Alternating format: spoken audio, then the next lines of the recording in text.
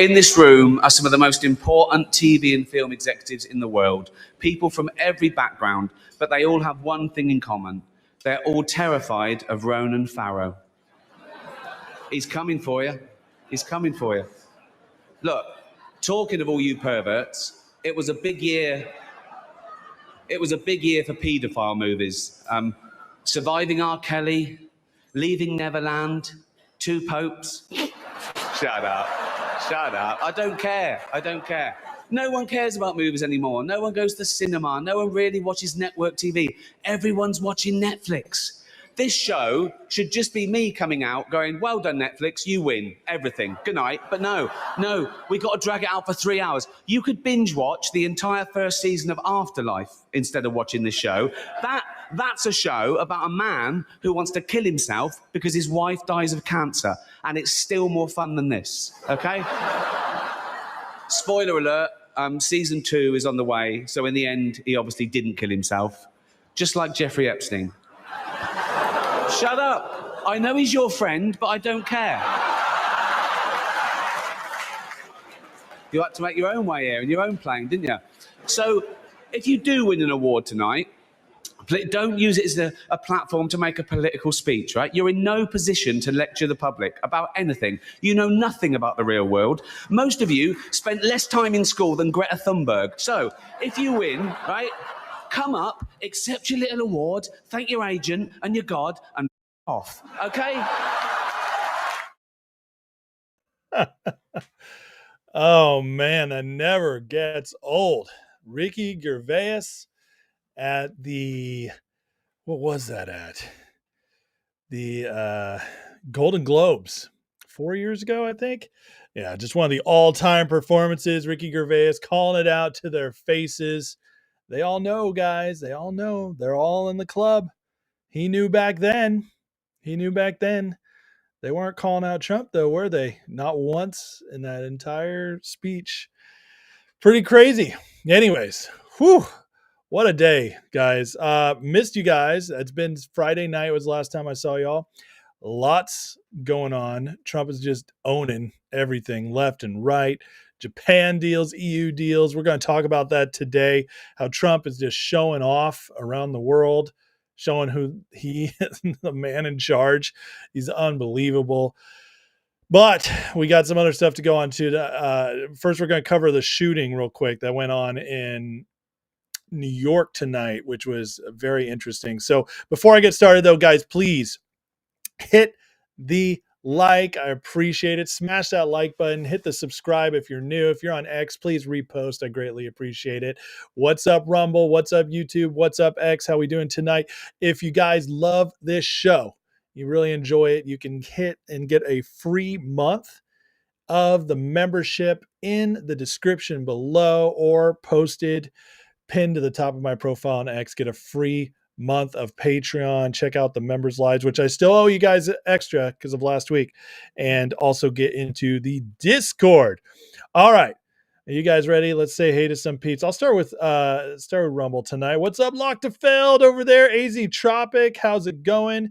YouTube blowing up tonight. Numero uno. He's still got his crown.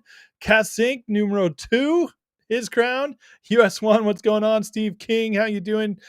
D6 report, what's up, buddy? Daniel Frayne, been a while, my friend. How are you? Troy, man, Just Mike, Uncle Andy, Kim, Wiley, Gerdoosh. What's up, brother? Kathy, Linda Telly, how are you? Dardaddy.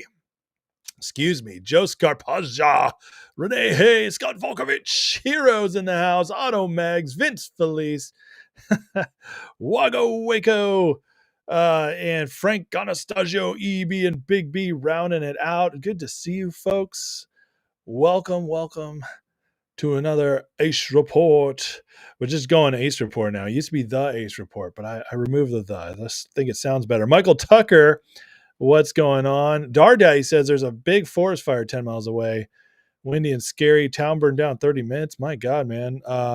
Praying for you, brother. That, in fact, in Jesus' name, we just pray protection over Darday's family and his community. Let that forest fire go away. All right, folks. Let's get into this because this was pretty crazy tonight. There's a shooting in New York. All right, pretty wild shooting. They were calling around. I mean, it's so nuts. I mean, so there's um, the details on this are wild. We're already getting more details about this shooting that just happened an hour ago than we are about Trump's assassination attempt. So you ask yourself why on that one. So Nick Sordor covers the details here. It says breaking NYPD details how the shooting unfolded at 345 Park Avenue in New York City, ending up on floor 33. Multiple 911 calls at 6:28 p.m. Shane Tamura of Las Vegas enters lobby with M4 rifle. Shooter opens fire on NYPD officer, killing him. Security guard hiding behind the pillar shot. Another male shot in lobby. Shooter calls elevator. Woman walks out. He lets her live. Goes directly to floor 33. Starts spraying rounds on 33. Walks down a hallway and shoots himself in the chest. Now, when this was first happening, they were calling it out, saying a possible white man. Unfortunately, sorry to tell you guys, that's not how it turned out. It was actually a black man. This is just the wildest stuff how they play these games. I'm not going to play the clip here. You see the little picture right here of the guy. I'll blow this up for you a little bit. There he is right there. Young guy. But yeah, it's just already the narratives are coming out, just wild stuff. But what I want to talk about is, we're in a time, guys, so much is happening. You never know, but this kind of shooting has false flag written all over it. And I got to tell you that, I don't believe every shooting is a false flag. I don't believe every shooting is a conspiracy, but this one is just too strange. First of all, this is some of the strictest gun control laws in the nation, and obviously another proof that gun control laws do not work. However, how is this guy just walking down the street with a massive assault rifle? No big deal in New York. And I mean, that's number one. It's not like he pulled up in a van and it blew up. This is in public, easy to see and stop. And just a couple other strange things going on. So here's the guy dead on the 33rd floor, blurred out, shot himself in the chest. But interesting, why shooter 33, the 33rd floor? Well, 33 is Masonic signal. It's number for masonry. It means a lot to a lot of these people in the elites. Look at the way he was flayed out right there. I pulled it up on Grok for you guys. The number 33 holds deep significance in Freemasonry, particularly in the Scottish Rite. Where's Trump right now? Scotland. Yeah, you can't make this stuff up. Highest degree of initiation. It's not just a number, symbol tied to esoteric knowledge, spiritual enlightenment, and organizational structure. In the Scottish Rite, a system within Freemasonry, 33rd degree is the pinnacle of 33-degree hierarchy. Unlike the other degrees, which involve rituals and teachings, 33rd degree is honorary, conferred on members deemed exceptionally meritorious by Supreme Council. You don't apply for it. Number draws from various symbolic traditions, but let's skip to the bottom here. Skeptically, truth likely lies in a mix of symbolism and organizational prestige. Rich in historical and mystical resonance, serves as a potent emblem for a group that values ritual and hierarchy. Very interesting. Its exclusivity invites distrust, especially when large institutions like Freemasonry or governments control the narrative. In short, it's a loaded symbol in Freemasonry, marker of elite status, nod to ancient wisdom, a lightning rod for suspicion. That's per Grok here. And not only the 33, which is really interesting, is where he went immediately, but check this out. The officer was shot was from the 47th precinct. Trump's the 47th president. So, guys, when he's out there in EU getting deals done, breaking up the world order, completely taking away their ability to just rob America, over and over again. This happens on the day he's in Scotland. I mean, you just can't make this stuff up. There's too many coincidences. I'm sorry. Just too wild. I mean, they already got a photo of his gun. I mean, they didn't have any of this stuff posted publicly with the shooters in with Trump's assassination attempts and stuff. So just wild stuff. I'm going to be following it closely as it continues. Obviously, nothing's 100%, but I'm very skeptical. Obviously, it's horrific what happened to the people involved in this.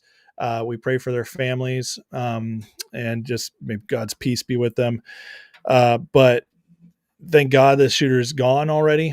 But I gotta say that the timing of this very suspect, and you just can't ignore the symbolism. You just can't. I think it's a warning. I think they're putting out a warning to Trump. But hey, we'll see what else happens. We'll see how this plays out. And it's just this is who we're dealing with. And I'm going to talk more about this as this show goes on. Tonight, we're going to go into some of this. He is messing with world hierarchies. I just, I don't understand at this point. The evidence is so overwhelming over the past 9 years. I don't know how some people still don't see it. Some people are so black-pilled that they just believe that everything Trump does is still he's controlled by them. No, he's an imperfect man. He makes mistakes. But the fact is there's a reason they hate him so much more than they've ever hated anybody else. They go after him and after him and after him, and just trying to destroy him and this MAGA movement. And what he's doing is upending the world. It's upending the world. So we'll see how this plays out, and if anything else comes of this. Let me look in your guy, see if there's any questions right here. Let's see. Vince, I like your facial growth. Nice. Lots of interesting stuff with Finger for sure, guys. Yep. I will talk about Finger towards the end, JVG. I will. Uncle Andy says CNN's top for this New York shooter was white, according to them. Lee86 says, can anyone explain why Trump's pushing for private equity to have access to 401ks? I don't know, man. I can't tell you why. All I can say is that there are several deals, and I saw What's-Her-Face's post on that about why it's a terrible thing.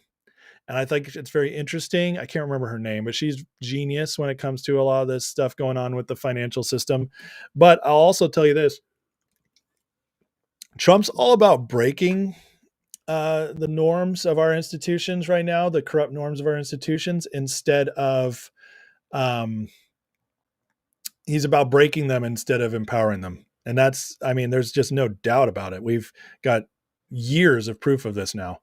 So in my opinion, I would believe that Trump is maybe opening us up to more options, giving people with 401ks a chance to maybe hit some home runs. It is riskier. Of course it is.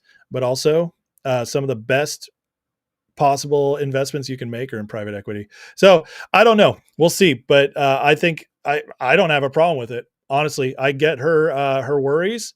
I get the concerns about doing it, but I got to tell you that I think if it's my money in a 401k, I should be allowed to invest in anything I want. So I'm okay with more freedom. I'm okay with freedom. So that's how I look at it. I think less regulation is almost always a good thing, except for regulation that outwardly allows people to be robbed from. But if it's your 401k, you have a responsibility to be overseeing it. And I imagine the private equity stuff would be something you can opt into. So that's my answer. Very interesting. If he was head up to Blackstone, Kryptonian says, I don't know if Blackstone's in that building, but I know the NFL was, which is really interesting. Armand says, damn, he's going back to SA. You can have Carolinas. Dude, the Carolinas today are hot. We are in a heat wave right now. My AC can barely keep up right here in this room I'm in. So if you see a little sweat on my brow, it is hot, my friends. I'm having trouble getting under 80 in my upstairs right now because it's been so hot and humid. Yeah, that's how the upstairs is in my house. The air conditioner is not the best. So forgive me if I look a little gross tonight. but we are in a heat wave. Okay, so that's the shooting. I will be covering it. And if you guys have any questions, I'll do my best to answer. But this is what I really want to talk about tonight. What Trump is doing in Scotland is fascinating. And look at this. This is just some of the weirdest, craziest stuff. And this is the kind of thing you see when, uh, first of all, everything means something with Trump. The guy, you know, you don't have to subscribe. Stephen Cromer says Blackstone was on the 31st and 32nd. That's very interesting, Stephen. Thank you for sharing that. That is fascinating. Okay. I will continue to cover the shooter stuff. I should have more tomorrow as more information comes out. Okay, guys. So Trump on the world stage. Trump, you know, whether you believe Trump's playing 5D chess or whatever, I don't care about that. What I can tell you is that Trump is always 2 or 3 steps ahead. Doesn't mean he's ahead of everybody. That's not what I'm saying. He is a genius. I don't believe he's godlike like some people pretend. He's a human, but he's a good human, a dedicated human, and a brilliant human. And he's bold. But Trump is also, everything he does, he's setting a stage. Everything he does, he's the greatest. What's his say? Mark Halperin said this the other day. He's the greatest television producer has ever been present. In other words, a television producer, what do? They stage everything. Everything has a reason. Everything has meaning. Okay. So this is how Trump, going to the UK, greeted the UK. Who's in the power position here? Who's inviting who into who's? How crazy is this? I've just never seen this before.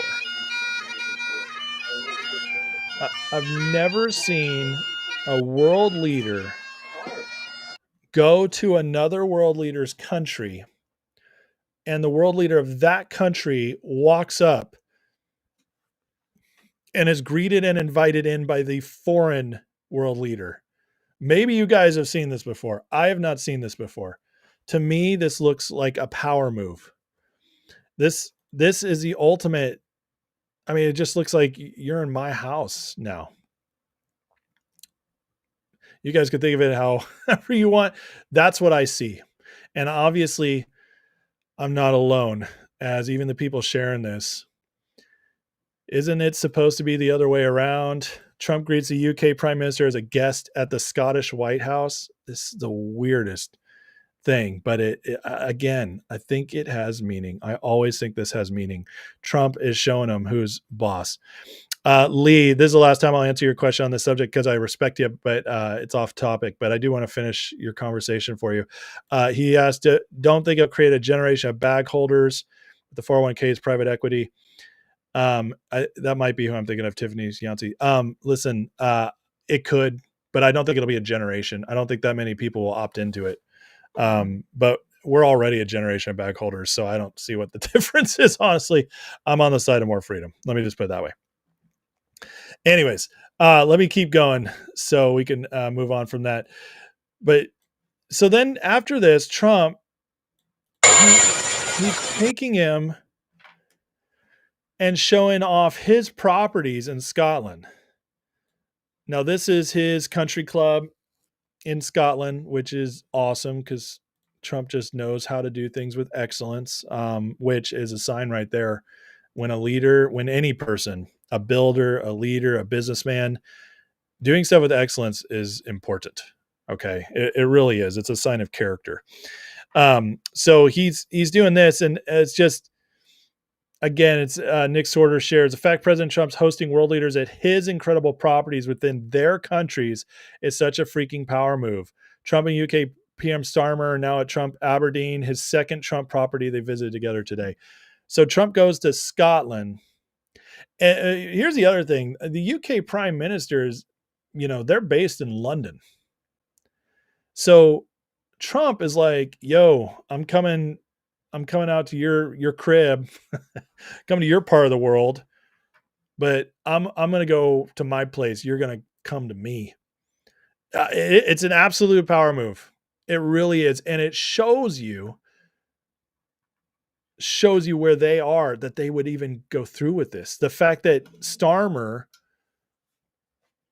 doesn't even put up a fight, just shows up there. I mean, come on.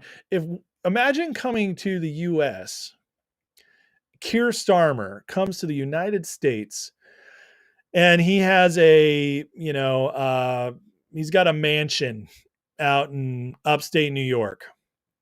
And he goes to his mansion and he's like, "Hey, Donald, I know you're in the White House. I'm coming to the US, but you're going to come up and visit me." Wouldn't Americans be like, "What is going on here? That is very strange." Well, that's exactly what Trump just did with Starmer. And we've seen this many, many times before. Okay. We've seen this with in Japan, them bowing to him beforehand. We see it in the Middle East, how they rolled out the red carpets for him, treated him like a king. We just see this all over the place. Trump has gone to many places in the world and gets a much better treatment than any president we've ever seen. It's not like a respect. It's beyond that. It's like we see you as the leader. We're honoring you above us. So we see this over and over again. And then we get to he's with Starmer, and Starmer they get asked this question, and just look at Starmer's face as he gets answered this. Now, this is the UK press as well, okay, with their accents and everything, asking, or basically comparing the two of these and asking Starmer how he's going to do what Trump's doing. The president makes it look easy dealing with illegal migration. You must be envious of his record in such a short period of time. Well, I think we've been discussing irregular, illegal migration is a huge issue in both our countries. In the United Kingdom, it is a real cause for concern, and that's why we must bear down on it. A nothing answer. Trump relaxed here. This guy looks like he's terrified, just sitting next to Trump. And then they ask him basically, how can you do as good a job as Trump? And the guy just can't even answer. He just, "Oh, yeah, it's a problem, blah, blah, blah, blah." That's all he says. It's insane. I want you guys to notice the symbolism. This is, by the way, this is what I do. Okay. I watch this stuff. I study this stuff. It's important, but I do it so you guys don't have to. All right. So you guys can go on with your day and just put my show on at the end of the night. But it's very telling. It's very telling. By the way, when Keir Starmer came to the US, Trump put him on blast a couple of times too. The guy is a loser. He's such a weirdo. And Bird says Trump owns 2 European golf courses in Scotland, I think in Ireland. Yeah. Oh, yeah. Obama bowing to everybody. Oh, I remember. Why was Obama bowing to everybody? Because he was selling us out. That's exactly why. I mean, so Trump's the opposite. He's reclaiming everything that the other presidents sold us out for all these years. Lochtefeld, get the air conditioner, portable air conditioner. Well, thank you, friend. I will look at that. Alan's telling me I got to be a man and just sweat it out. All right, Alan. I hear your challenge accepted. Challenge accepted. More on dope. I love it. Danny Gigal says, wasn't he there in the White House when Zelensky was getting torn a new one and yelled out for not wearing a suit? Was that Starmer? I think you're right. I think that was the same trip, Danny. Good call there. Great call. Just Mike says he doesn't believe the NYC shooting has anything to do with Trump. That's okay. You don't have to. I said I'll continue to investigate it. I just think it's very interesting. I also don't think any of this stuff is coincidental. I just don't. I don't believe in coincidences. But it doesn't mean coincidences that are strange don't always mean what we think they do. So let me say that as well. Rumdog says USA will be called isolationist by those who want to have open borders and one world order. No, thank you. Absolutely. Michael Tucker, Obama guys needs a big. Oh, God. Those chairs do look terrible. All right. So of course they go on and they're in their group, and now they ask about Epstein. Listen to this. This is getting more and more interesting with how Trump's handling Epstein. It's much different than a week ago. That's such old history. Very easy to explain, but I don't want to waste your time by explaining it. But for years, I wouldn't talk to Jeffrey Epstein. I wouldn't talk because he did something that was inappropriate. He hired help. And I said, don't ever do that again. He stole people that worked for me. I said, don't ever do that again. He did it again. And I threw him out of the place, persona non grata. I threw him out, and that was it. I'm glad I did, if you want to know the truth. And by the way, I never went to the island, and Bill Clinton went there supposedly 28 times. I never went to the island, but Larry Summers, I hear, went there. He was the head of Harvard. And many other people that are very big people. Nobody ever talks about them. I never had the privilege of going to his island. And I did turn it down, but a lot of people in Palm Beach were invited to his island. In one of my very good moments, I turned it down. I didn't want to go to his island. Yeah. Trump dropping names. I never went. I wasn't invited. And Clinton went 28 times. He drops that name. He drops Larry Summers, the head of Harvard. I mean, many more people. Now Trump is starting to separate himself. Did you notice how he also started telling the story of how he and Epstein separated? That's interesting stuff. Okay, so Trump now is no longer just saying shut up about it. He's giving us details. And this is just so fascinating to me because you could say that there's two ways to look at this. You could say either they messed up so bad that now he's backtracking and just trying to get out of it. Or there's another way to look at it, which is the way I look at it. The way they started, might have been a leak. I'm not decided on that yet. I think it might have been a leak to hurt them ahead of the Russia stuff. But I think Trump's running with it instead of running away from it. And because Trump is, I've talked about this many times, Trump continues to keep them in front of us, right? Over and over again. He keeps bringing up Epstein when he actually kind of had options to maybe get them to start pulling away and stop thinking about it. If Trump ignored it, if the White House ignored it, maybe it would just it would never fully go away, but it definitely wouldn't be in the news every day anymore. And yet Trump purposely, one of the best communicators of all time, read Scott Adams' book on it sometime called Win Bigly, about how Trump is just a master communicator. So a master communicator knows you leave something alone if you don't want to talk about it, but Trump keeps bringing it up on purpose. And now we're getting more and more details as we keep listening. And so he gets asked about it again. And this is Trump really opens up even more here. On the Epstein files, or your name has not appeared in the Epstein files. But doesn't the AG have to tell you if your name? Well, I haven't been overly interested in it. It's a hoax that's been built up way beyond proportion. I can say this: those files were run by the worst scum on earth. They were run by Comey. They were run by Garland. They were run by Biden and all of the people that actually ran the government, including the auto pen. Those files were run for 4 years by those people. If they had anything, I assume they would have released it. The whole thing is a hoax. They ran the files. I was running against somebody that ran the files.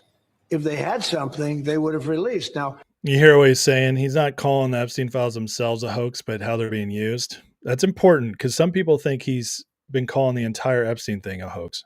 They can easily put something in the files that's a phony. Like, as an example, Christopher Steele, a person you know well, happens to be from your country. But Christopher Steele, as an example, wrote a book, a dossier. We call it the fake news dossier. And the whole thing was a fake. The whole thing was a fake. They can put things in the file that are fake. But those files were run by bad, sick people.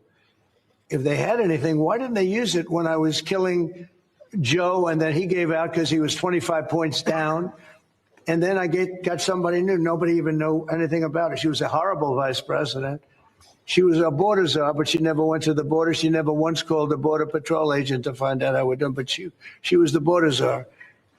Her name was Kamala. Nobody knows her last name. It was Harris. but nobody knew her last name.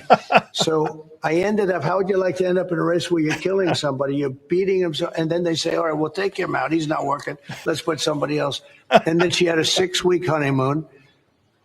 It was amazing. They predicted she will have a 6-week honeymoon, and she did. And then she got slaughtered. But think of it. Those files were run by these people. They were run by my enemy. If there was anything in there, they would have used them for the election. Yeah. Absolutely. Absolutely. Oh my God. This is a good reminder of him being the funniest president ever. Maybe the funniest politician ever. But anyway, so listen how much information we got there. Okay. Trump now laying it out there. If they had anything, guys, they would have used on me. They controlled the files. He's in another country. These people over there, they probably rarely see Trump do anything except for what their country wants them to see about how terrible he is. The media overseas is awful. They are so controlled. So we think it's bad here. It's way worse over there. They're just completely controlled by crazy liberals, the media overseas.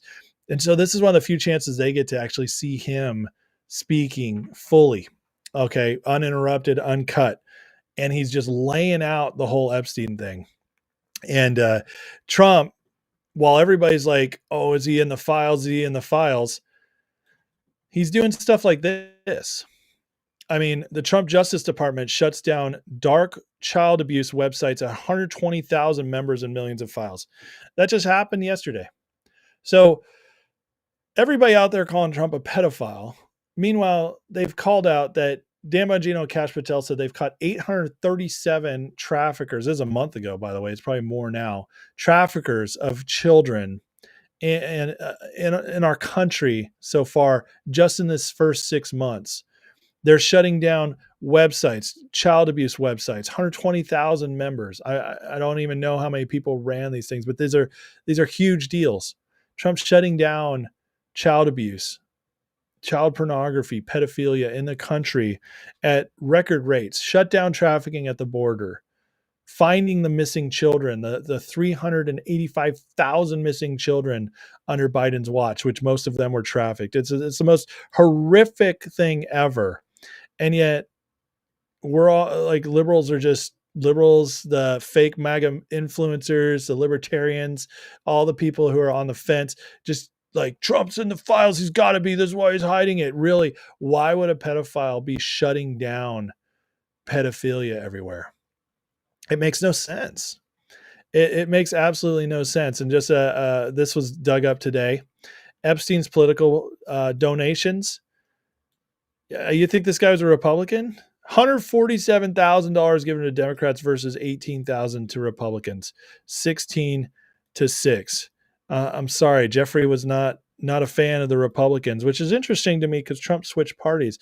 You think it's maybe another reason Trump switched parties? I mean, there you go. I think it's all means something, but Trump is just breaking down this narrative. It's happening more and more, and then he goes over there. He dominates. He tours his facilities. Has the UK Prime Minister come to his house? Says, "Let me show you my place in your country. Show you my place." He's the total man. He goes there. He answers the questions. They hit him with the Epstein stuff. He's breaking it down, all of that. And then he walks away with a massive deal just a few days after announcing one of the biggest trade deals of all time with Japan. Japan being one of the hardest places to get a fair trade deal with because they don't like to open up their country that much. They're very strict.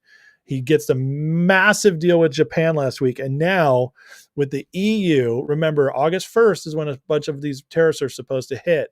So they're on a countdown. Well, now we announce this massive EU deal.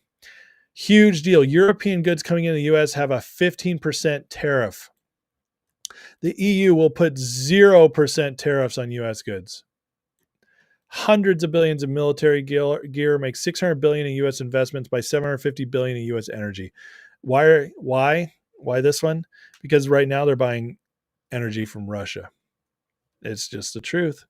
So Trump hits this massive deal and it doesn't want to play. Sometimes X does that. It gets the video stuck. That's okay. This is just massive EU deal. It was so big, in fact, and so favored for the Americans that one of the French, it wasn't their prime minister, some high up French politician came out and just blasted it. Like, did we even get anything out of this? Like, they're freaking out. The EU is freaking out because Trump he is winning these deals so big with Japan. It was something like 550 billion investment, plus we're tariffing them. They're not tariffing us. And then on the investments they make here, we get 90% of the profits. They get 10%. So when they invest their money, now there's some like loan financing stuff in there as well, which I got to look into to see just how weird it is, because I do want to understand the details on these things. But Trump's just land these deals. And now the Japanese have opened up their country to our stuff, which they never did before. So these are massive deals. These are going to bring in so much money. This is two of the biggest deals you can make as well, because the EU and Japan combined, the EU combined is one of the biggest economies in the world. Maybe, I don't know, if you took the whole EU, it's got to be in the top 5. Japan's in the top 5. So we're just banging these out. Tell me again, who's in charge? It's just the craziest thing. Bird says, request for MK Ultra discussion, possibly members only. Let's talk about our next members only. I'd love to talk MK Ultra. I think that's a great members live idea. Don't tell me the ending, CJ. I love it. Johnny Strayhorn says, I would like to see the pedo arrest comparison, 4 years of Biden versus 6 months of Trump. Oh, it's not even close. I can guarantee you it's not even close. Uncle Andy asks, does that mean U.S. cars can be sold in the EU now? I bet that's a part of the deal, although I haven't heard that part. It's not in this, but yeah, they don't take our cars. And we have, BMWs, Mercedes Benzes. We have all their cars, Volvos. I mean, it's just like European cars everywhere.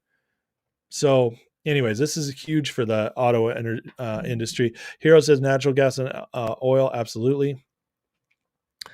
D6. We'll talk about that in a minute. I'm going to get to that. Lisa says, huge deal. Makes one wonder what our leaders were doing before the age of Trump. I wish I knew. I wish I knew. They were selling us out is what it was. I mean, we have been the piggy bank for the world for decades. It was not forever. It kind of started a little bit with Nixon when he started opening us up to China, but it didn't really get that bad until the 90s with Clinton. When Clinton opened up, and listen, at the time, I was a NAFTA guy. I thought, hey, free trade, great. This is amazing. Let's do this. I bought into the libertarian belief of free trade. I did. But what I came to realize over the years is our middle class just got destroyed, as the American dream has disappeared for most Americans, because while we got cheap goods, while your iPhone and TVs got cheaper, despite the fact they were hyper powered and just incredible devices, while our goods got cheaper, while the dollar store got stocked up with junk, and we could all go there when we were depressed and just buy $100 worth of crap and walk out with a grocery cart of junk. While that was happening, our housing prices were skyrocketing. Our energy prices were skyrocketing.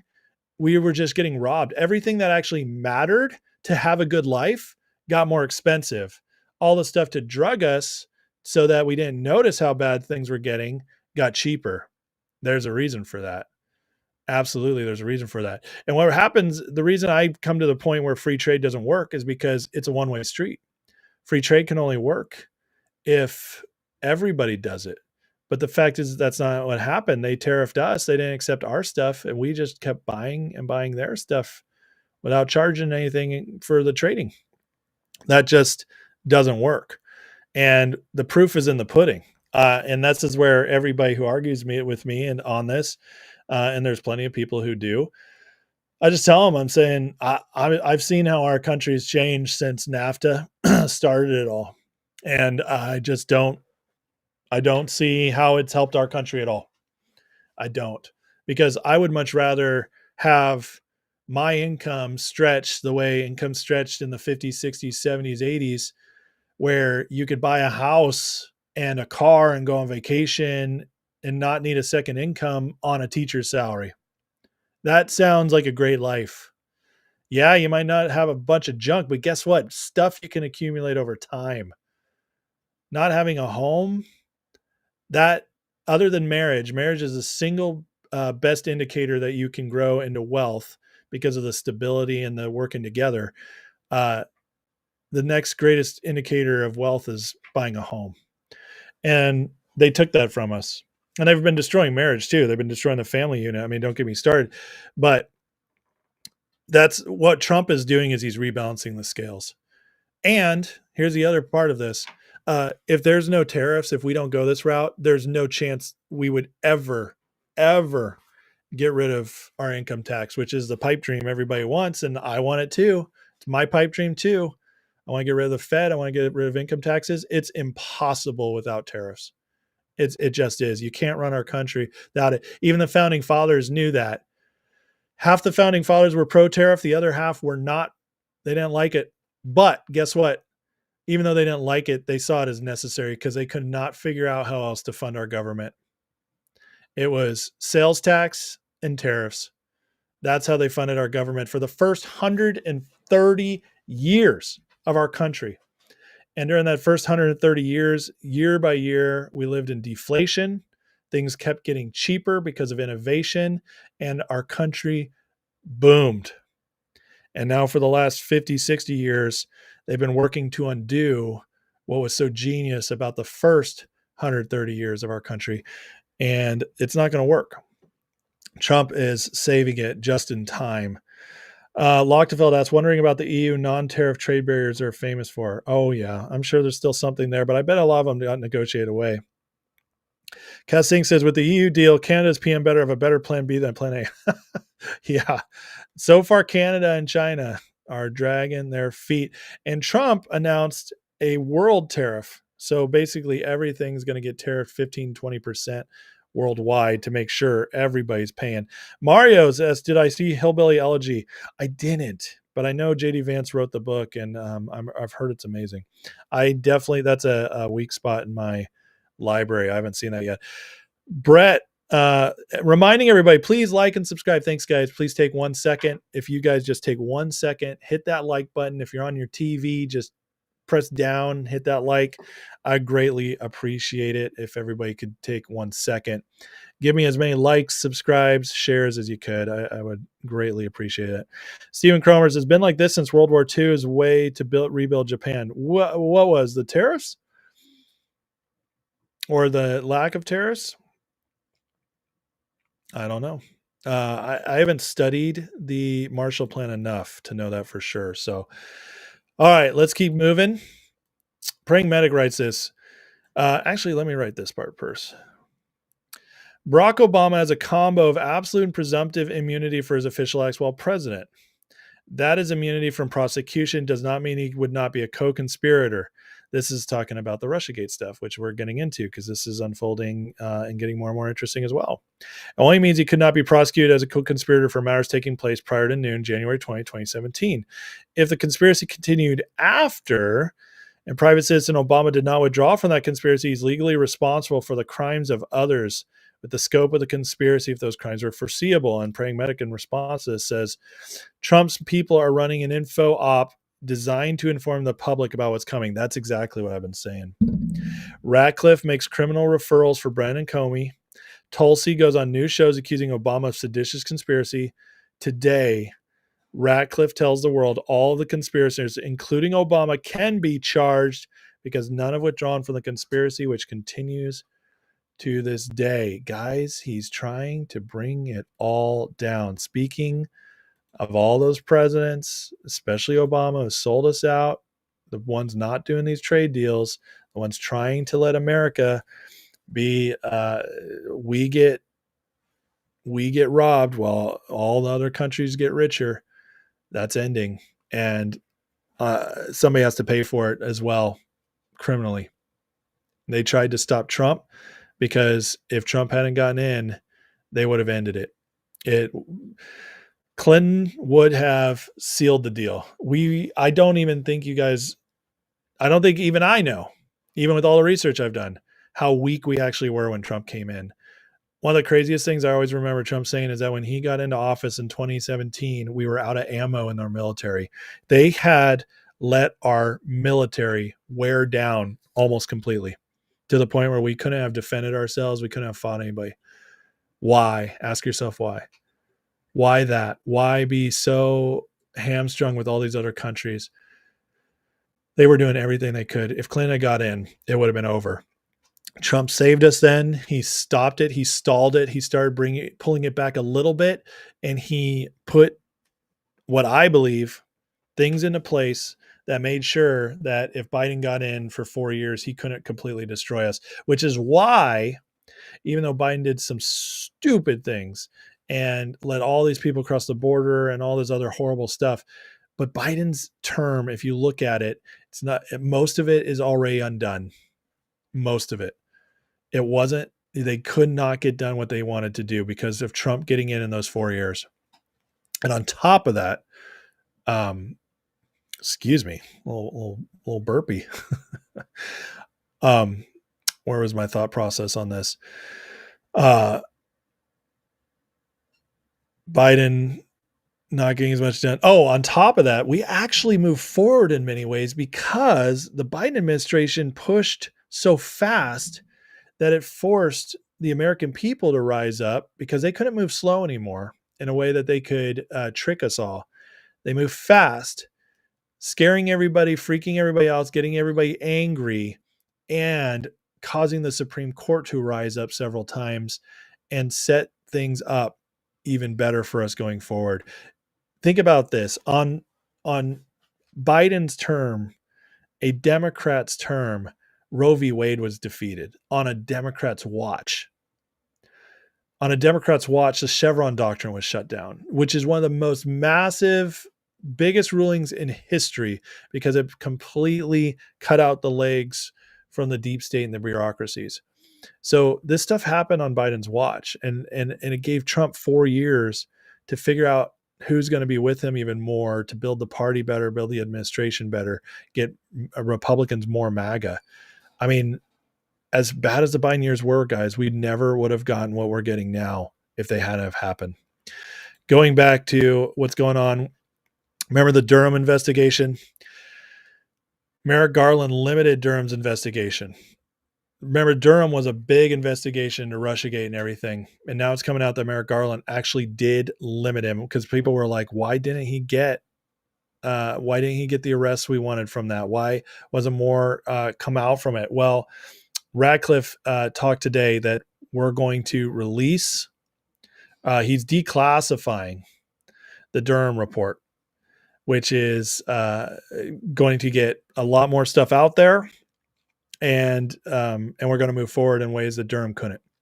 So step by step, guys, it's happening. And I really do believe still that the Epstein stuff is going to come back, not to bite Trump. It's going to bite them. It's going to bite the bad guys.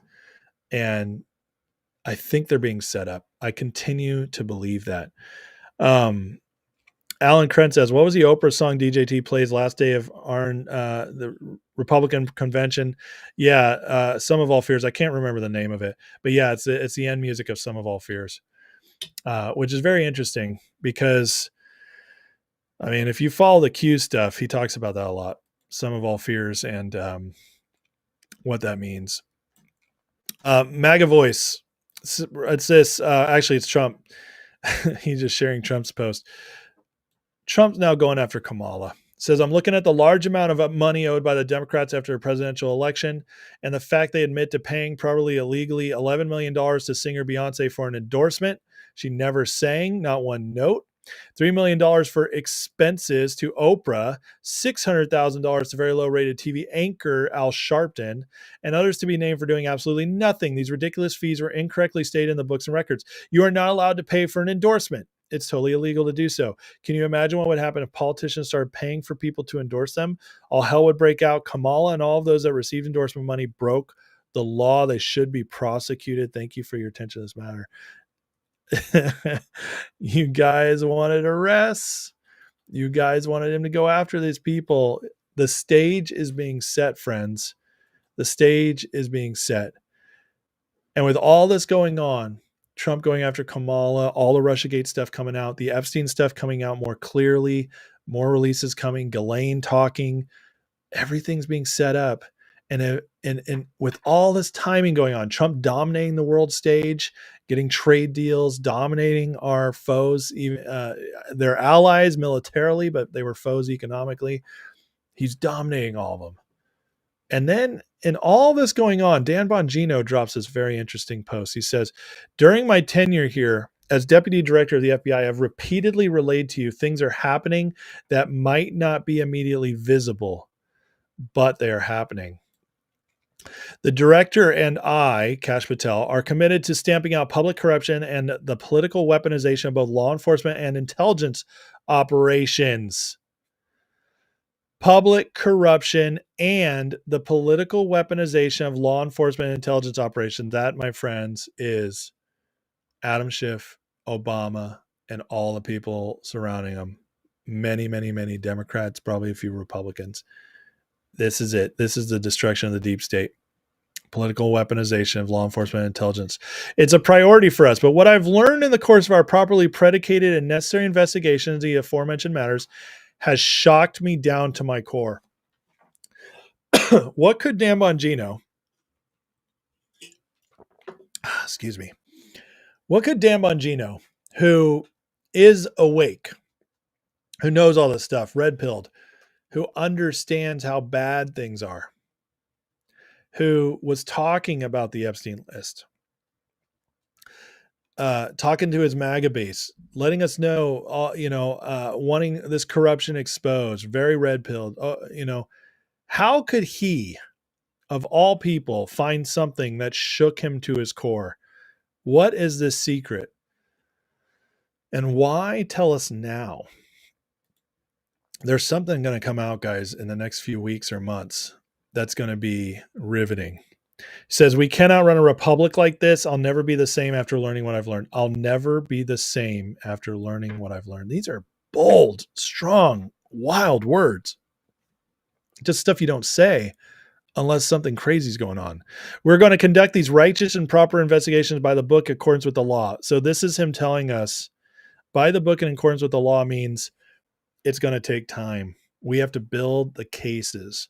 We're going to do it right. We're not just going to go round up people off the street and execute them. I know that's what a lot of MAGA wants. And honestly, there's a part of me that wants it, but that's not how it's going to happen. We're going to get the answers we all deserve. As with any investigation, I cannot predict where it'll land, but I can promise you an honest and dignified effort at truth. Not my truth or your truth, but the truth. This is a big statement, guys. A really, really big statement. Now, along with this,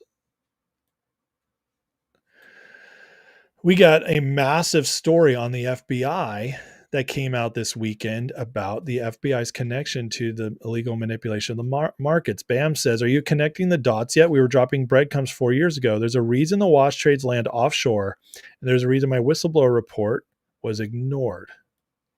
Ham shares this from the story. By the way, if you get a chance to read the whole story, find Ham's profile, read it. It's amazing. Says, the FBI, basically, the stories about how corrupt the FBI is and how it's been a political arm, and its job has not been to protect America. Its job has been only to protect Washington, D.C. and the politicians. That's what the story is about, but this is what's in it. Operation Arctic Frost, the documented FBI operation to target candidate Trump in 2022. This mission objective is why the FBI targeting mechanism seems to focus on political groups and individuals who are whistleblowers or truth tellers against DC operation. If you have information against the interests of Washington, D.C., the FBI will target you because protecting D.C. is their primary mission. That reality is what drives the outcomes we witness on an ongoing basis. The FBI also operates an agency to make money by opening investigations against Wall Street companies on behalf of aligned short sellers. There's an entire shadow agency within the FBI dedicated to investigating companies entirely to drive down the stock value, because the publicly traded companies must announce the investigation regardless of merit therein. The FBI operatives make money via kickbacks from the vulture capitalists who give them the targeting tips. This is a lucrative operation worth multi-millions each time. Guys, it says crooked DA agents blackmail drug dealers and take bribe money from cartels. Crooked FBI agents do the same with white-collar criminals and Wall Street vultures. Can you say Ken Griffin? Can you say all of it? I mean, there's a ton of them. This makes so much sense. Do you guys remember about a year and a half ago, Ham met with the FBI? The guy said he knew somebody connected Ham, and then nothing happened. Well, this is why. FBI, oh, we'll look in it. Trust me, bro. This is why. The FBI is a part of it. Sorry if you're watching this live, FBI, but now that Cash is in charge, I'm not too worried about it. They've been running it. It's been a Ponzi scheme this whole time. It's been their little game. This tells us, guys, why the enforcement has never come from the SEC or the FBI. They're all in it together. Remember I told you last week that in all the DOJ, which is the FBI, CIA, I mean, it's a bunch of organizations all under one banner, that out of 150,000 employees, I can't remember the number right now, but basically at least 20 to 40,000 of them are corrupt. That's a massive amount of your employees, and that's a massive amount of people. It's going to take a lot of time to weed this out.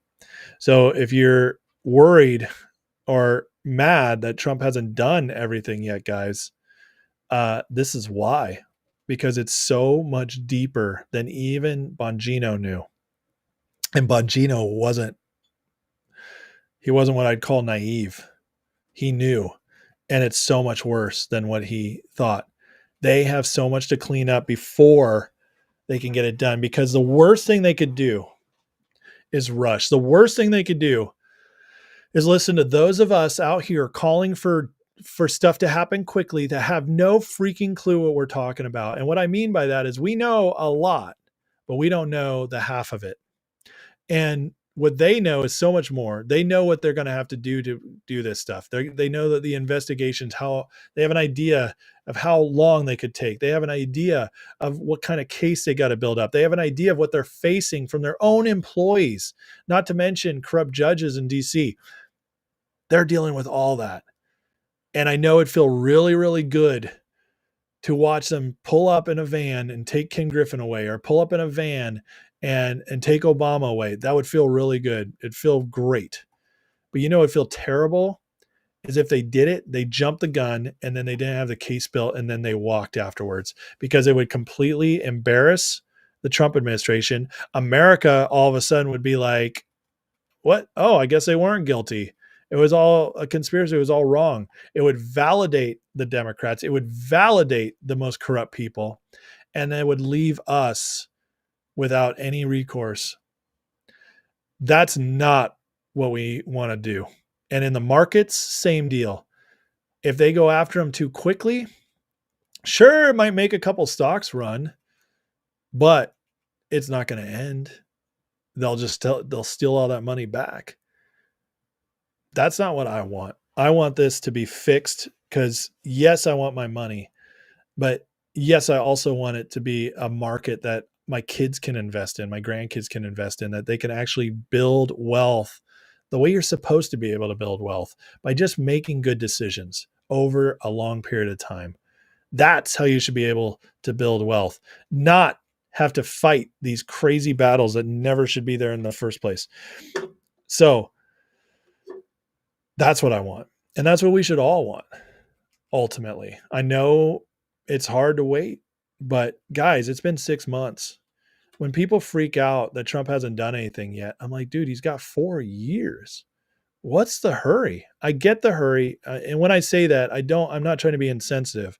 I understand why people are in a hurry. Some people just really need that money. I get it.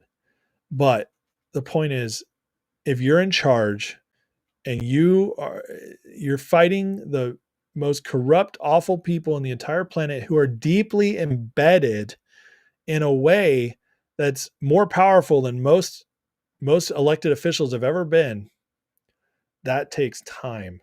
It takes time, and you have to do it right, because you also, not only do you have to get rid of them, you have to make sure things are in place that it doesn't sprout up again, at least not easily, because you can never 100% avoid it, but you can put safeguards in place. Uncle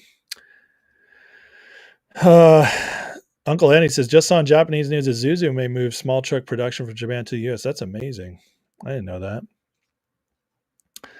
Nessa Dorma says, Alan Krentz says, meaning none shall sleep or let no one sleep. I love that. Delta Dog says, George Webb reported Alina Habba was a plant, not loyal. First of all, I don't know who George Webb is. Secondly, Alina Habba, there's no way she's a plant. She is one of the most loyal people. She's fought for Trump for years. Vince says, don't forget Trump played the music from Sum of All Fears after Republican National Convention after they tried to kill him twice. Yeah, I know.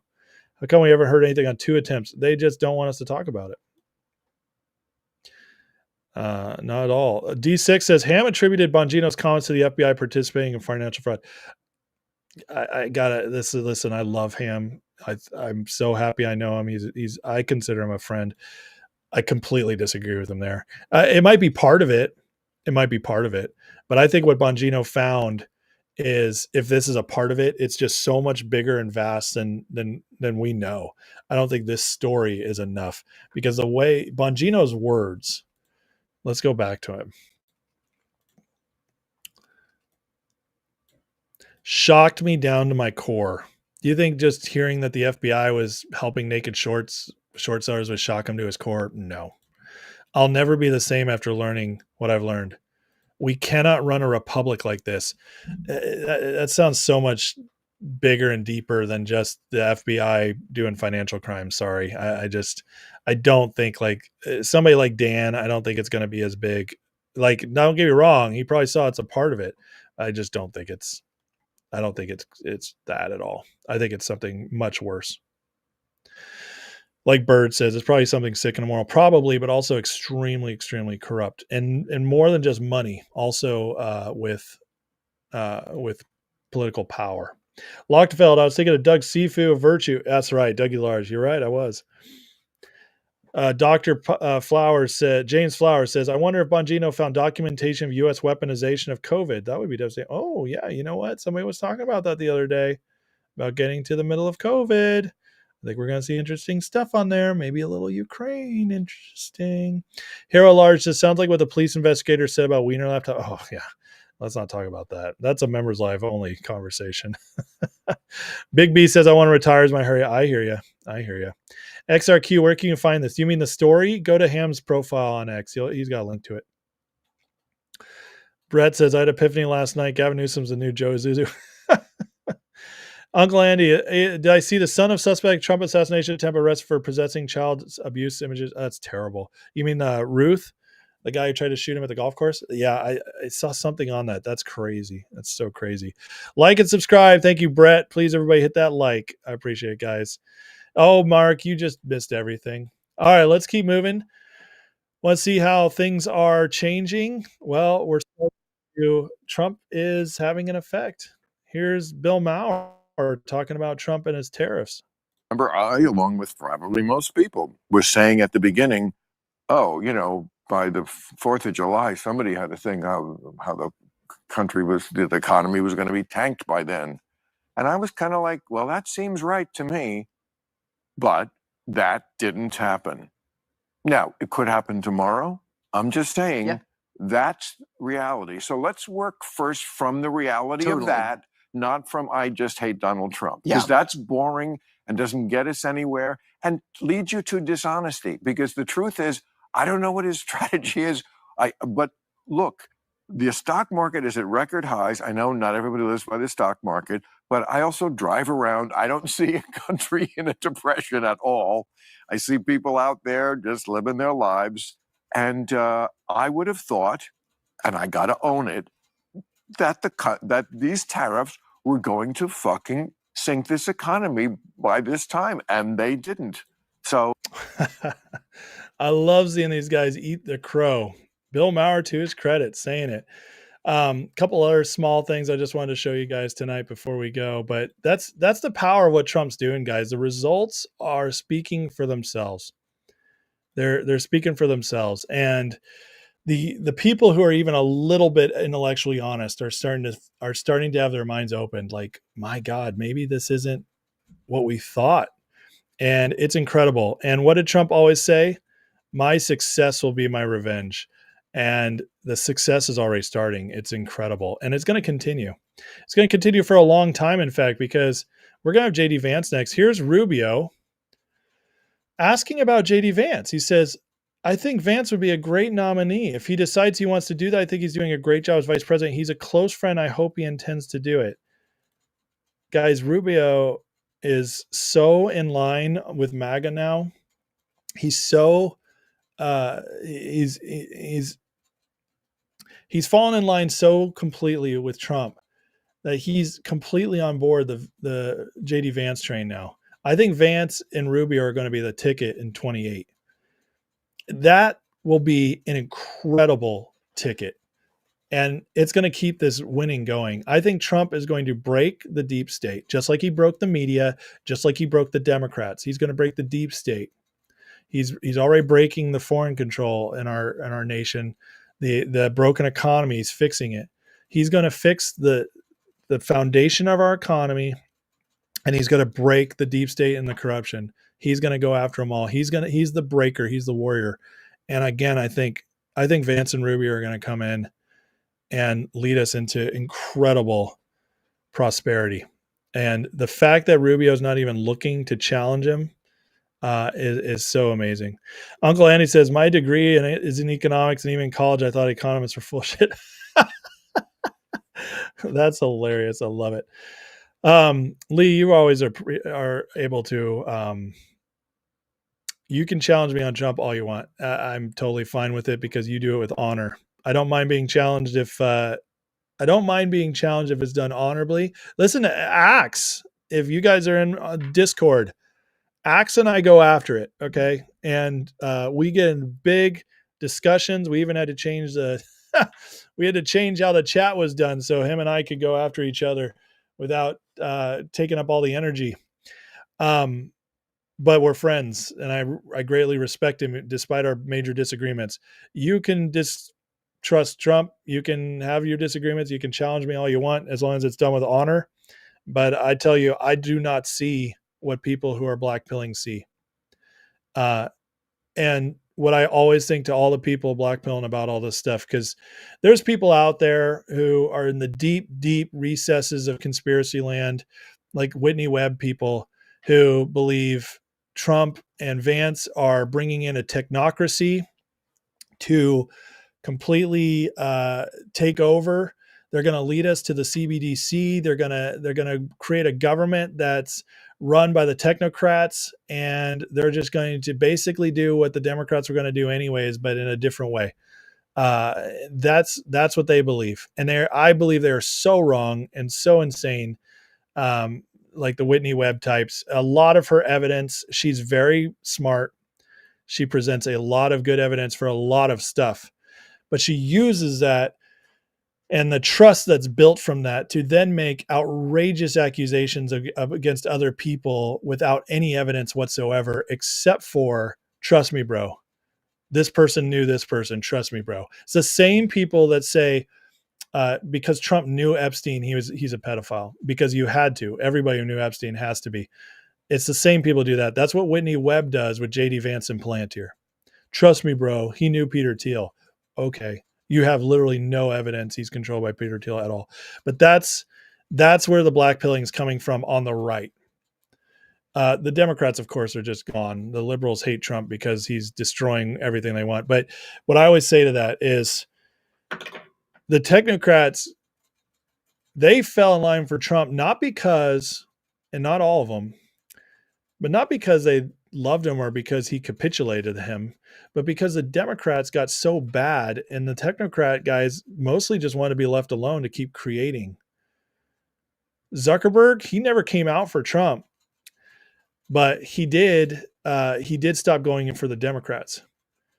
That's a big change. But he also spent $400 million of his own money in 2020 to defeat Trump. That doesn't tell me that Trump's a technocrat that Zuck's on the team of.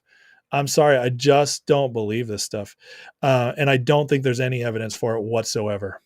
I really don't. Trump's out there saying, I will never let a CBDC happen on my watch. Well, guess what? I haven't seen Trump ever break a promise like that. So why would I believe he would now? It doesn't track. And, you know, a lot of it is assumption. A lot of it is, but it's assumptions built on context and history and logic. These people who don't trust what Trump's doing from the other side, from the right side of things, scared of the technocrat type, the Whitney Webb types, what they're doing is they are creating the worst case scenario in their minds, and then they're trying to figure out how it works. It's the same people who trust me, bro, Trump's controlled by Israel. Show me any evidence of that whatsoever. Oh, dude, we give so much money to them. Okay. Every president's always done that, but Trump is the first one to do it with stipulations. Trump's the first one to call out Bibi several times. Trump's the first one to make Israel stop something. Israel was going to keep bombing Iran, guys. So I'm just saying, and this is not me going after you, Lee. This is me just saying in general, I have not seen one, not one. And I spend a lot of time doing this, guys. Remember, I didn't want to vote for Trump. Okay. Please remember that. I was not a Trump guy. I was a Republican. I was going to vote for Rubio. Okay. I had a God encounter about Trump. And then I did the research. And I'm just telling you guys that I have, in all my time doing this, I look up everything. When the Epstein stuff, there was some stuff that came out with allegations against Trump in the past that worried me. So I researched them, and then they turned out to be nothing. I do this. I've gone down every rabbit trail with Trump, every single one that I've ever seen. And I believe it's everyone that's out there. I haven't found any of them to have any evidence whatsoever to worry me. And the reason why is because the evidence on the other side, the pro-Trump side, the side that says he's actually working to get our country back on track, is so overwhelming. It's overwhelming. The track record, the consistency, the things that actually get done, the people who hate him are all the right people. You want to hate him. When you put all of it together, I just don't see any way there's a better case to be made. So that's where I come from. And it's from, I became loyal to Trump through logic and a lot of homework. That's how I became loyal to Trump. I didn't become loyal to him because he was anti-establishment. Like I said, I was going to vote for Rubio. So at the time, I wasn't anti-establishment. I just wanted the establishment to be reformed. I became anti-establishment because of Trump. So just remember where I come from when I say this stuff. So when people are like, "Oh, you're a Trump shill," I'm like, hell yeah, I am. Because he earned it. He earned it. I've never, ever gone all in on a leader before. And it's because none of them ever earned it. Trump earned it. He completely earned it. Hero at Large says, Trump has done more positive things in 6 months than the last 5 presidents combined. Amen. Bird says, Vance or Rubio and Vance. Either way, I'm on board. Yeah, I'd much rather have Vance in charge setting the agenda, just because he's more populist and he gets the little man a little more. But Rubio is incredible to have for the foreign policy stuff. Vince, just ask Grok if Trump could run for president in 28. Oh man, you just don't end these stuff. I love you, but you're not going to convince me. D6 says, I voted for Ted Cruz in the Texas primary. Left was so invested against Trump. I was quick to support him once he earned the nomination. No looking back since then. Amen, man. Amen. Hit the likes, guys. We're almost to 100. I appreciate you. 158 people watching on YouTube, 7 on Rumble. I can't see how many on X. Hit those likes, guys. Appreciate it so much. On YouTube, we definitely can break 100 if everybody just took 1 second. Uncle Andy says, I got on the Trump train after Iowa caucus in 2016. He finished second. The media portrayed it was the end of his campaign, saying Rubio finishing third, maybe a front runner. I knew BS when I saw it. Oh, yeah, it was total BS. Strayhorn says, Trump built Trump. He would never risk tarnishing Trump name over Epstein crap. Amen to that. I completely agree. And just his own self. Trump, listen, Trump was a terrible husband for the first 55, 60 years of his life. Terrible husband. But he was always a great father. And there's no denying that. There's literally no evidence of Trump not being a great father. Trump loves kids. So a man like that is never going to abuse kids. Anyways, I'm not going to go further down that because it's a sick place to talk about. But the point is like good fathers don't abuse kids. They just don't. Big B says the one thing for me with Trump is the vaccine taking credit for warp speed. I agree with you, Big B. I hate that he didn't create the vaccine. He gave it the green light. I hate the vaccine. I agree with you. I think, and this is my own personal thought, you guys are happy to disagree with me. I think Trump saw 2 roads ahead and it was a rock and a hard place. And it was allow them to make this fast vaccine so that when Joe Biden got in, there was no excuse at all for lockdowns. Or don't do a vaccine and the next administration could lock down the entire country. And I think the lockdowns, I think COVID was meant to lock us down to make us all poor, to rob us completely, to make us all depressed. And I think the lockdowns were meant to go on for years.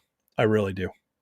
And so as much as I hate the vaccine, remember Trump got the vaccine out, but he never did he never mandated it in any way at all.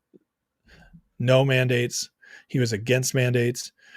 And there's also, if you really go really deep down the conspiracy web, there's a lot of evidence that a lot of that first batch that went out under Trump was actually just saline.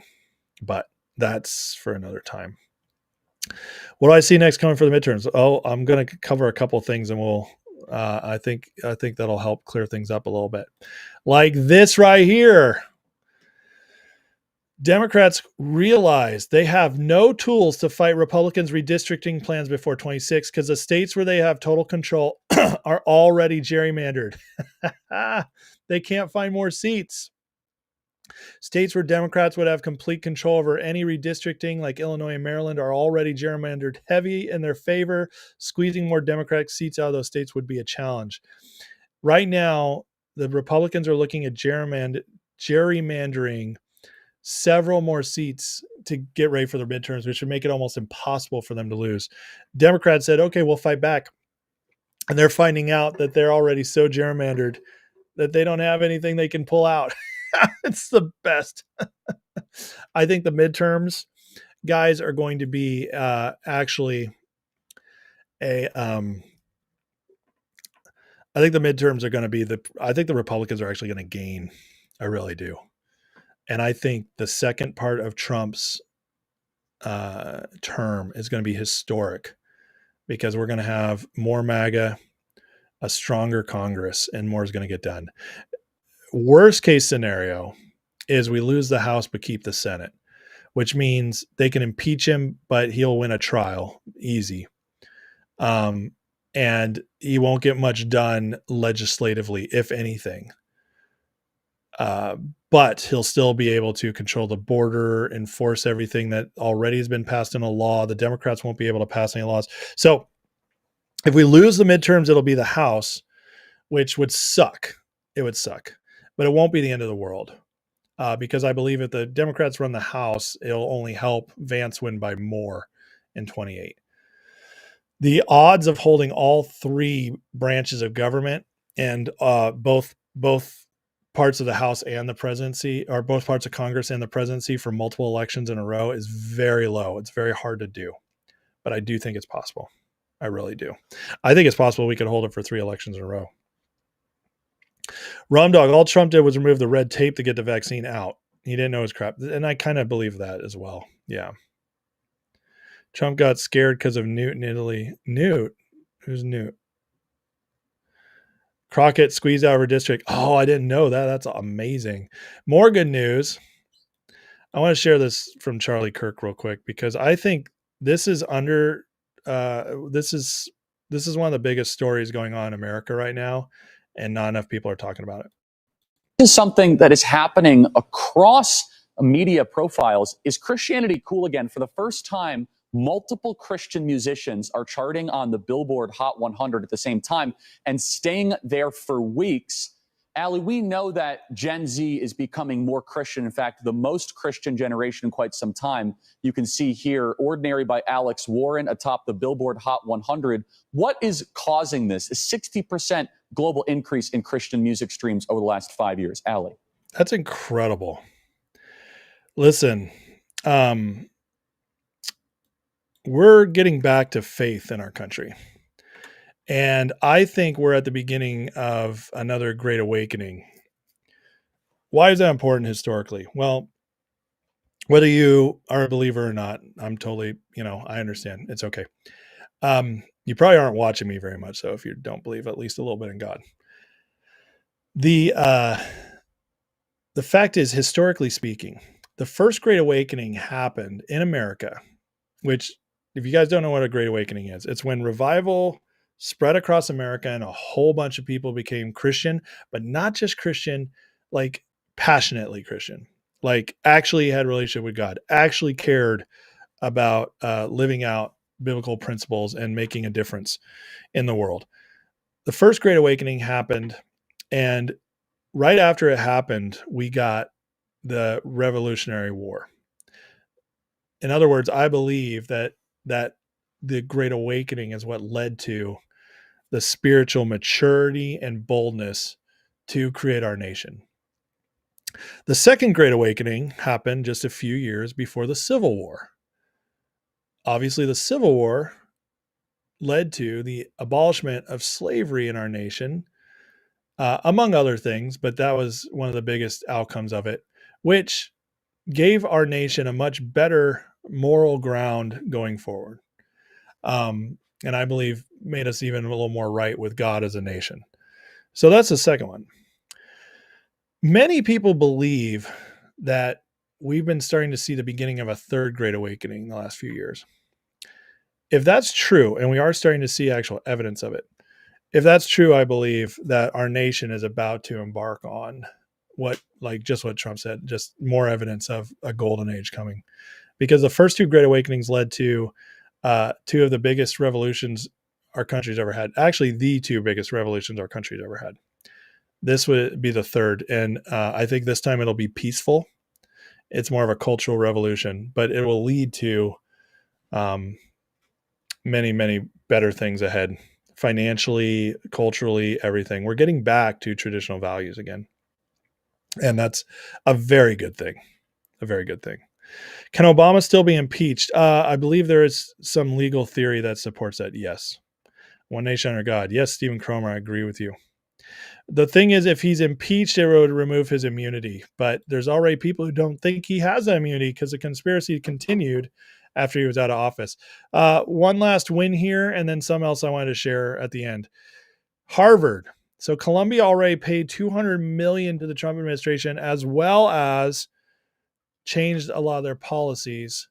Harvard's about to dish out $500 million to the White House or to the government, and just being neutered. So Trump is winning his battle with the universities as well, which is incredible. Hero says, didn't Q mention the Great Awakening? Oh yes, several times. And finally, I'm actually going to show a Q post to end. And this Q post says, this is why no one's been arrested yet. For everybody who's been impatient. Ask yourself, would the public understand the following statement? Rogue actors initiate a missile launch in order to force the U.S. into a war conflict against X. Be the autist you know you are. Those who cannot understand that we can't simply start arresting without first ensuring the safety and well-being of the population, shifting the narrative, removing those in D.C. through resignation, which has happened a lot since Trump. How many politicians have resigned? It's a lot. To ensure success, defeating ISIS MS-13 to prevent fail-safes, already defeated ISIS, working on MS-13. Freezing assets, we've done this a lot, to remove network-to-network abilities, thinking about US aid being gotten rid of, freezing assets. Kill off Commander-in-Chief, wait, COC, because that's not Commander-in-Chief. I don't know what that stands for. Sorry, guys. It's escaping me. Kill off COC to prevent top-down comms organizations, et cetera, should not be participating in discussions. Chain of command. That's what it is. Kill off chain of command. So he says that that's all that has to happen before arrest can happen. So Trump, guys, has been seeding all this. And what's crazy, again, the Q stuff, coming back to it, I always say that at its worst, it's the most insane, coincidental stuff I've seen. I can make a case for how everything he talks about here is being done. Resignations, defeating the gangs and the terrorists, freezing assets, killing off the chain of command. I can see it. I can see it everywhere. And it just, to me, it's more validation that that's where we're headed. But again, you can doubt me, you can doubt Trump, but I just don't see it. But that's just me. So, all right, guys, on that note, it's late. Love you guys. I appreciate you. Went long tonight, almost an hour and a half show. So going to call it now. Let's end in a prayer, and I will see you guys again tomorrow. So please, before you leave, though, like, share, subscribe. Again, I always appreciate you guys by supporting our channel. If you really want to support the channel, if you're loving what you hear, please consider joining. Click that link in the description. Go to Patreon, get your free month, and make a decision if you want to support the channel during that month. And as a member, you'll get access to Discord 24/7 with all of our chatting going on in there. And you'll also get the members only live shows. So thank you guys for that. All right. Appreciate it. Let's pray. Heavenly Father, thank you, God, for all you're doing. Thank you for amazing president and leader we have now and how America's getting back. God, give them wisdom, give them all wisdom, and protect them as they move forward in their decisions. Give them boldness, Lord, to just overcome all the opposition. And Lord, bless everybody in this chat. Bless our countrymen. And I do pray that, God, in the next months and years, we're all, God, just moving forward in ways we just never could imagine. That's better than we could imagine. More prosperity, more health, more influence, more just seeing our country get back to norms, Lord, traditional norms that are good, while also making the progress that makes it all better. So we thank you for that, Lord, and pray all this in Jesus' name. Amen. Love you guys. Have a great night, and I'll see you all tomorrow. Take care.